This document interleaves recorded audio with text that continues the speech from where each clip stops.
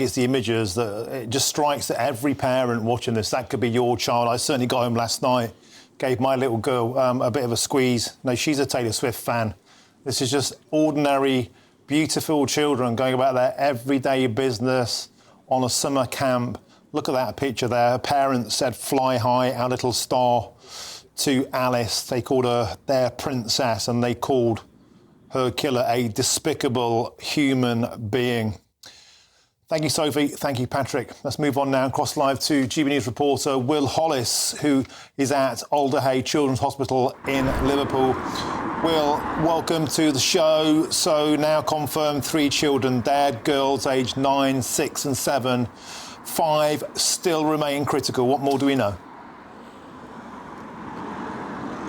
Yes, well, Alderhay specifically treats children, and we know that this is a very busy hospital, even busier yesterday when that major incident was declared. Where we are is about 40 minutes drive from Southport, south into the Liverpool city. But we know that it wasn't just a substantial response from North West Ambulance Service to what happened yesterday. It was also a number of helicopters, medical helicopters, that were used to bring some of those children, as well as to Alderhay, to other hospitals in the Liverpool and Manchester region, this part of the north of England. Now, we know that it was a substantial response from the ambulance service, but we've heard recently from, in a statement, the Great North Air Ambulance Service, who said that what happened yesterday was particularly difficult, and they're used to responding to all sorts of terrible things, the worst injuries that you can imagine, but they've described it as particularly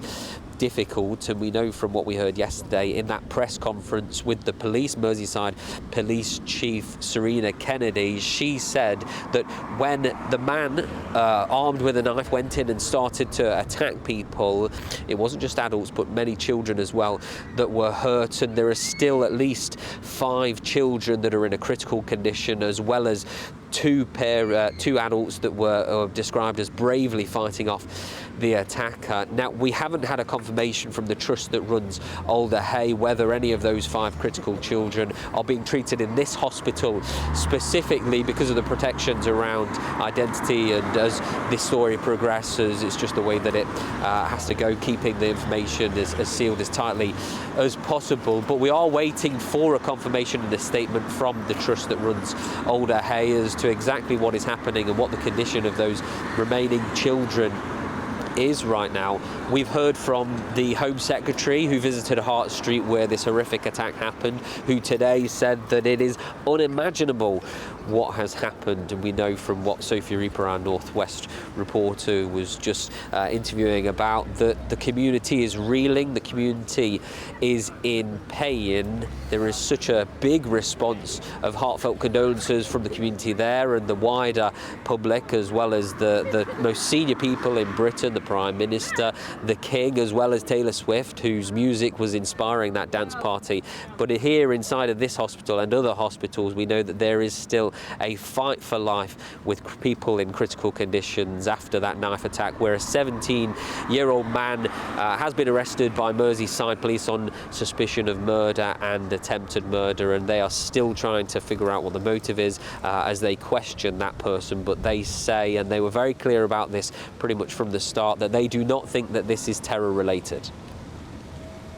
Will Hollis, and we've got some breaking news here. Just in, the 3 girls killed in that stabbing in Southport have just been named by Merseyside police as 6-year-old Bebe King, 7-year-old Elsie Stancombe, and Alice Aguiar, aged 9. So those 3 killed children have just been named by Merseyside police. To repeat their names: 6-year-old Bebe King, 7-year-old Elsie Stancombe, and 9-year-old Alice Aguiar, the words no parent wants to ever hear.